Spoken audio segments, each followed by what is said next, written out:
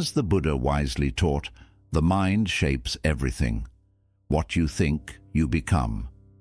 When life feels unstable, the future looks unclear, and your heart feels heavy, it is often not the situation itself that overwhelms you. It is the restless mind, the constant thoughts, imagined fears, and endless what-ifs. In these moments, the mind turns into a battlefield, and the real struggle is not outside of you, but within. Buddhism offers something precious in today's noisy world, a way to return to calm even when life feels stormy. It reminds us that peace is not something to search for outside, but something to come back to, a quiet space within that was never lost, only forgotten. In this video, we will follow a path based on ancient wisdom, a path that helps you breathe again, let go, and stop fighting your own thoughts. Take a deep breath. This is your moment to return. Lesson 1. Your thoughts are not always true. One of the strongest teachings in Buddhism is that the mind is not always reliable. It does not always speak the truth. The Buddha compared the mind to a restless monkey, jumping from one worry to another, creating stories shaped by fear, insecurity, and past pain. During difficult times, these thoughts can become even louder and feel very convincing. You might hear voices in your mind saying, "I'll never succeed, I'm not enough, everything is going wrong." But here is the truth. Just because a thought appears, it does not mean it is real. Thoughts are not facts. They are habits of the mind, patterns formed over time, often based on fear rather than truth. Buddhism teaches us to watch our thoughts instead of believing every one of them. Rather than being pulled into negative thinking, we can step back and simply observe. Imagine your thoughts like clouds moving across the sky. Some clouds are dark and heavy, others are light and soft, but none of them last forever, and none of them are the sky itself. You are the sky, your awareness, your presence, your inner calm. The clouds are only passing emotions. So when a fearful or anxious thought appears, gently say, "This is just a thought, it is not who I am, and it is not the whole truth." Take a slow breath and allow the thought to pass without reacting. This practice, known as mindfulness, is like sitting beside a fast-flowing river without jumping in. The more you see thoughts as temporary and separate from who you truly are, the less control they have over you. Over time, a quiet strength begins to grow within you, one that no fearful thought can break. Focus on the present, not on predictions. One of the main reasons we feel anxious is because we leave the present moment and drift into the future.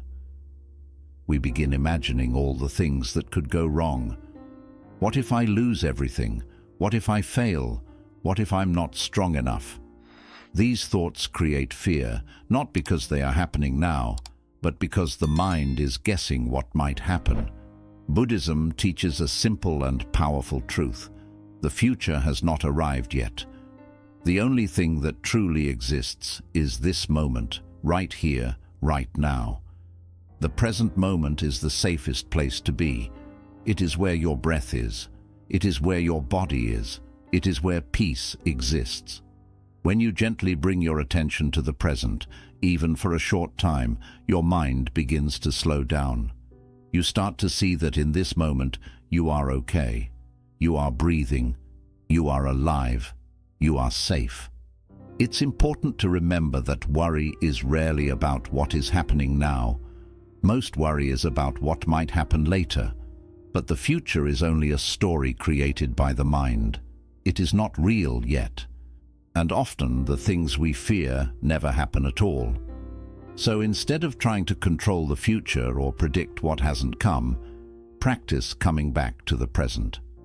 Buddhism suggests simple ways to do this, such as mindful breathing, listening to the sounds around you, or noticing how your body feels. When fear starts to race through your mind, gently ask yourself, what is truly happening right now? Am I okay in this moment? Can I take one calm breath? These simple questions pull you out of imagined fears and bring you back to the peace of the present. Because the truth is, you don't need to solve the next 5 steps. You only need to take the next breath. By doing this, you allow your body to relax, your heart to soften, and your mind to rest.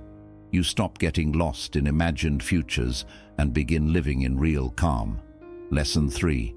You can't control everything, but you can control this. One of the biggest causes of stress and worry is the need to control everything around us. We want life to follow our plans. We want people to behave a certain way. We want our hard work to always lead to success. But life doesn't always follow our plans. The weather shifts, people let us down, situations break apart, problems appear without warning. When life does not turn out as we expected, we feel powerless, upset, or afraid. Buddhism teaches a powerful truth. Trying to control everything only creates more suffering. Why? Because control is an illusion. The more you try to grip tightly, the more things slip out of your hands. It's like holding sand in your fist. The tighter you squeeze, the more you lose. Real peace doesn't come from controlling the outside world. It comes from mastering your inner world. Here's what you can control: your breath, your response, your mindset, your energy, your actions, your presence. You can't stop the storm, but you can choose to stand calmly in the rain. You can't stop people from saying hurtful things, but you can choose not to let their words poison your heart. You can't guarantee success, but you can give your best. Stay present and let go of the outcome. In Buddhism, this practice is called equanimity, a balanced, peaceful mind that stays steady even when life feels chaotic. It doesn't mean you give up or stop caring. It means you shift your energy from controlling to responding wisely. For example, when someone speaks with anger, you can choose to breathe instead of react. When your plans fall apart, you can choose to trust that a new path may be opening. When uncertainty appears, you can choose faith over panic. This isn't easy, but the more you practice it, the more you realize how powerful you really are. Not because you control the world, but because you don't let the world control your peace. So when your heart feels overwhelmed, remind yourself gently, I don't need to control everything. I only need to control how I respond. That's where your strength lives. That's where worry begins to fade. And that's where true inner freedom begins. 4. Your worst days still built you. It's easy to look back on the hardest moments of your life and wish they had never happened. When you were at your lowest, whether it was facing loss, heartbreak, failure, or disappointment, you probably felt broken, alone, and unsure if you could ever recover. But here's a truth that Buddhism teaches us. Those painful moments were not wasted. They were the bricks that built your strength, your compassion, and your wisdom. Think about a seed pushing its way through dark, heavy soil. At first, it feels the weight of earth pressing down on it. It might struggle and crack, but without that pressure, it could never sprout. Those very forces that felt like they were crushing it also gave it the power to grow upward toward the light.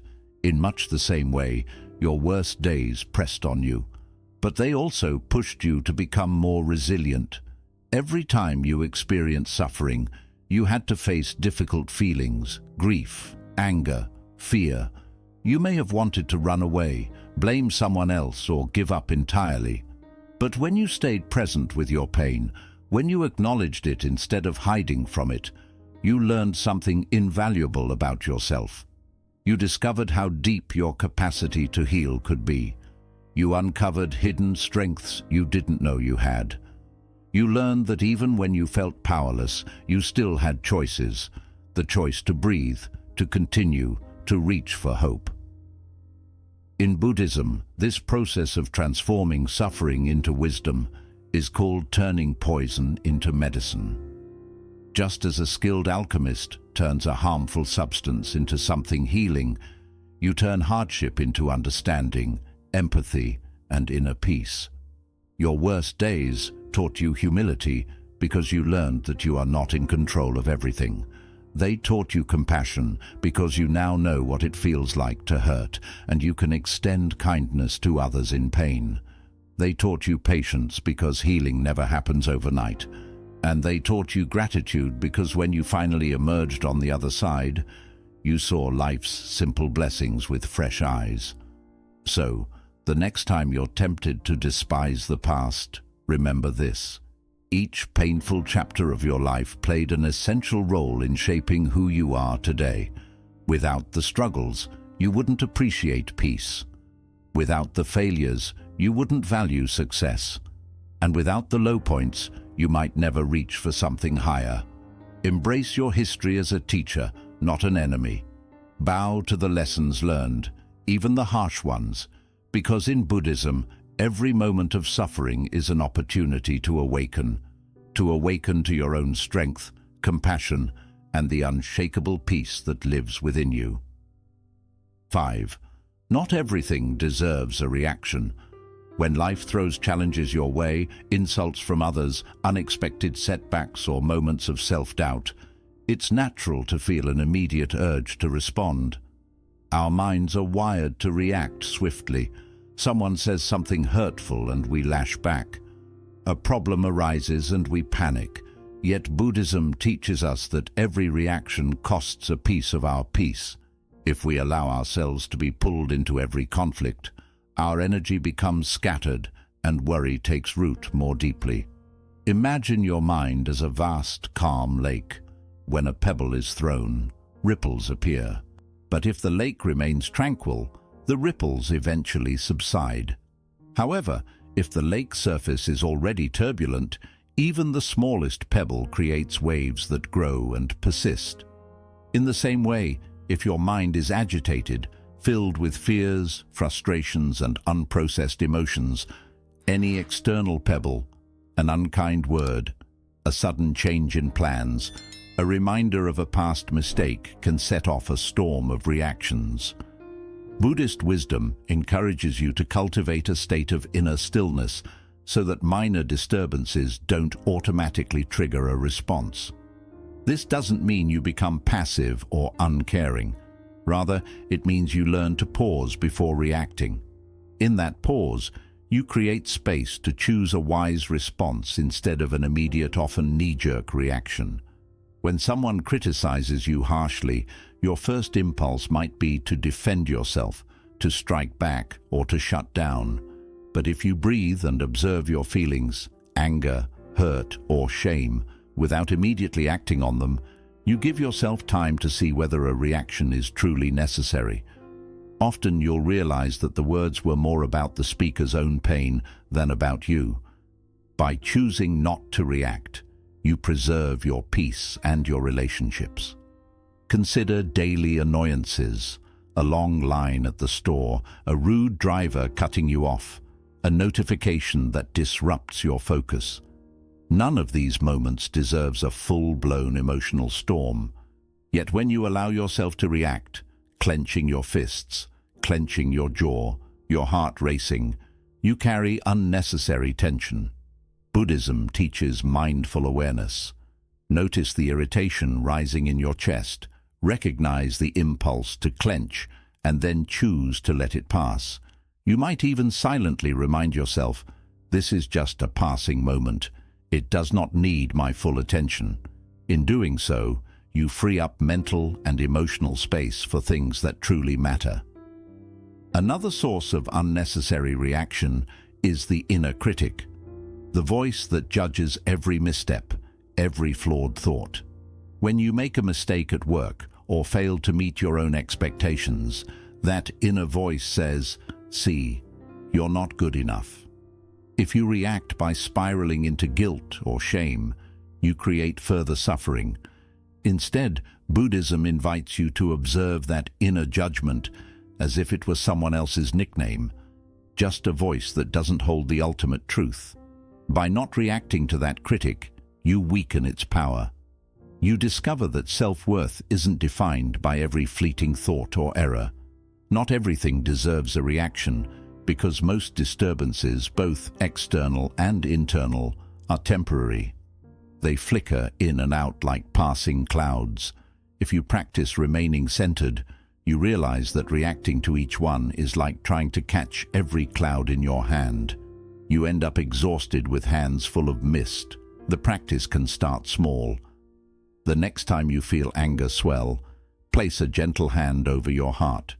Take 3 deep breaths and let the sensation settle. You might say to yourself, "I acknowledge this feeling, but I do not need to act on it right now." Over time, this pause becomes a habit. You'll find that even when the world seems chaotic, people arguing, plans derailing, unexpected news, you don't immediately lose your balance. Instead, you maintain a calm center. Worry begins to lose its grip because you're no longer fueling every fear with a reaction. Ultimately, Buddhism teaches that true wisdom lies in discernment, knowing which things deserve your attention and energy and which things are merely passing disturbances. By refusing to react to every impulse, you conserve your inner resources, you protect your heart from needless pain, and you create a steady foundation of peace that even the fiercest storms cannot uproot. 6. Reframe the problem as a path. When you're in the midst of a crisis or struggle, it's natural to see the challenge as something to be avoided or defeated. You may feel trapped by circumstances, believing that the problem is a dead end rather than an opportunity. Yet Buddhism offers a radically different perspective. Every difficulty you face can be a gateway to growth and awakening. Instead of seeing obstacles as roadblocks, you learn to view them as signposts, pointing you toward deeper wisdom. Imagine walking through a dense forest and encountering a fallen tree blocking your path. You could stand there, frustrated, convinced that your journey is over, or you could walk alongside the tree, discover a small opening beneath its branches, and continue moving forward. In that narrow gap, you might notice new plants, fresh sunlight filtering through the leaves, or a hidden stream you never would have seen otherwise. The obstacle itself becomes part of your adventure, a lesson in adaptability and perspective. Buddhism calls this process turning poison into medicine. Every problem has within it the seeds of its own solution, if only you're willing to look deeper. When a relationship ends, rather than seeing it as a devastating failure, you can ask yourself, what can I learn about compassion, healthy boundaries, or self-worth from this experience? When your career hits a setback, you can inquire, what hidden talents am I being invited to develop? What new direction might emerge from this challenge? By reframing, you transform the energy of fear and resistance into curiosity and intention. This shift doesn't mean you pretend everything is fine when it's not. It doesn't deny the pain you feel. Instead, it invites you to lean into the discomfort long enough to discover its hidden gifts. Buddhism teaches that suffering reveals the roots of attachment, aversion, and ignorance, the very patterns that keep you trapped in cycles of stress and worry. When you face the hard truth of your pain, you gain insight into why certain situations make you suffer. Perhaps you realize that you've been clinging to a specific outcome, or that you're resisting change because it feels too uncertain. In recognizing these patterns, you begin to loosen their grip. The practice of reframing also involves trusting that the universe has a wisdom beyond your immediate understanding. When the Buddha was confronted with painful questions about life and death, he didn't try to force answers. He sat in silence, observing the nature of reality. In your own life, when a problem arises, pause and breathe before reacting. Notice the story your mind wants to tell, how it might exaggerate the problem or assume there's no way out. Then gently ask, is there another way to see this? What might this circumstance be teaching me? As you cultivate this mindset, you become less reactive and more responsive. You create space to see not only the difficulty, but also the possibility within it. When you reframe challenges as paths, you begin to appreciate the richness of the journey itself. Buddhism emphasizes that life is impermanent and ever-changing. Joy and sorrow flow hand in hand. By embracing this fluidity, you're no longer a passive victim of circumstances, but an active participant in your own awakening. You start to notice how each trial refines your character, strengthens your patience, and enlarges your capacity for compassion. Even when the path feels treacherous, when heartbreak, illness, or failure looms large, you can walk it with intention, knowing that every step brings valuable insight. Over time, this practice of reframing becomes second nature. Difficult situations no longer paralyze you, but invite you to step forward with curiosity. Worry loses its power because you're no longer obsessed with trying to avoid discomfort. Instead, you're focused on learning from it. You trust that every problem, no matter how daunting, holds a lesson that will guide you toward greater clarity and inner peace. In this way, Buddhism transforms suffering into a powerful teacher, showing you that what you once viewed as a closed door was simply an invitation to discover a new path. Faith is the antidote to fear. Fear often thrives in uncertainty. Imagine standing at the edge of a dark forest, not knowing what lies within. Your mind conjures every possible danger, and your heart pounds with apprehension. In Buddhism, faith, known as saddha in the Pali language, is not blind belief. It is a quiet confidence built from personal experience. It is the light that helps you keep moving, even when you cannot see the whole path ahead. When difficult times cloud your vision, faith acts like a shield, helping you stand steady in uncertainty. First, understand that fear often appears because the mind tries to predict outcomes it cannot control. When you ask, "What if I fail?" or "What if the worst happens?" you are projecting imagined futures onto an empty screen. Buddhism explains that this is like playing a frightening movie in your mind. Your imagination creates the scariest scenes. Faith steps in by reminding you that you do not need to know the ending to take the first step. Through simple practices like pausing to feel your breath or recalling moments when you overcame past struggles, you slowly build trust within yourself. You begin to see that life can unfold wisely, even when you don't have all the answers.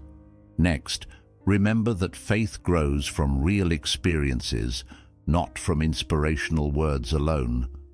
Think about times in your life when you faced hardship, perhaps illness, a broken relationship, or financial stress, and still managed to move forward. Even when the solution was unclear at first, you found strength within, showed resilience, discovered creativity, or received support from others. Those moments show that support is always present, sometimes from your own heart, and sometimes from the people and world around you. By remembering these experiences, you strengthen the seed of faith. If I made it through before, I can trust myself to face uncertainty again. Buddhism also encourages faith through the teaching of impermanence, known as Anicca. Everything changes: your situation, your emotions, and even your body. When you truly understand that no painful moment lasts forever, trust in life begins to grow. Just as storms eventually pass, your current difficulties will pass too. Accepting this truth does not mean giving up or becoming passive. It means recognizing that both joy and hardship come and go. With this awareness, you can rest more calmly in the present, knowing that today's fear will not stay forever. Faith also grows through community and the guidance of wise teachers, whether through sacred texts, meditation teachers, or supportive friends. In early Buddhist communities, people gathered to listen to the Buddha's teachings and share their experiences. This shared sense of faith reminds you that you are not alone in what you are facing. Others have walked similar paths, found healing and discovered peace. When you hear stories of monks who stayed calm during difficult times, or practitioners who transformed suffering into compassion, it plants hope in your heart. If they could do it, maybe I can too. These stories strengthen your belief that change and healing are possible. Buddhism also teaches that faith and effort work together. Faith is not about waiting for miracles, but about taking part in the practice. Even one mindful breath can be a step on this path. When fear grips your mind, you can gently say, "I trust that returning to my breath will bring clarity." Each time you choose mindfulness instead of panic, you build a stronger connection between fear and faith. With time, this connection becomes strong enough that fear no longer controls you during uncertain moments. Notice how faith changes the way you relate to fear. Instead of treating fear as an enemy, you begin to see it as a guide, pointing to places where more trust or understanding is needed. When fear appears, pause and ask, "What is this fear trying to show me?" It may uncover hidden attachments, unspoken concerns, or long-forgotten hopes. Faith allows you to explore these messages with openness rather than avoidance. Beneath fear, you may discover a deeper wish for meaning, connection, or alignment with your true values. In this way, faith becomes a response to fear, not because it magically removes anxiety, but because it changes how you meet it. With faith, you notice fear is present and still choose to move forward. You trust that each breath and each moment of awareness will bring the clarity you need. As faith slowly grows, fear begins to lose its power to freeze you. Instead, it turns into a quiet reminder to gather your strength, trust your inner resources, and step forward even when the path is unclear. In the end, these 7 lessons are not just ideas. They are practical reminders that you can change how you respond to fear and hardship. Your thoughts are not always true. The present moment is all you truly have. You may not be able to control everything, but you can always choose your response. Every difficult experience has helped build your strength. Not every disturbance needs a reaction. Every challenge carries a lesson. And faith, rooted in remembering past strength and trusting in impermanence, will support you when fear appears. As you continue to practice these teachings, you slowly move from feeling controlled by outer events to feeling grounded in your own inner wisdom. Worry may still appear, but it no longer has to stay. You learn to sit with uncertainty, breathe through it, and move ahead with quiet confidence. May these teachings guide you whenever life feels heavy. Return to them whenever you need support. Read them again, think about them, and let them bring you back to calm. With practice, you will discover that even during difficult times, your heart can stay open, your mind clear, and your inner growth continue. Thank you for watching. If these lessons connected with you, take a moment now to breathe deeply, acknowledge how far you've come, and gently step into the next moment.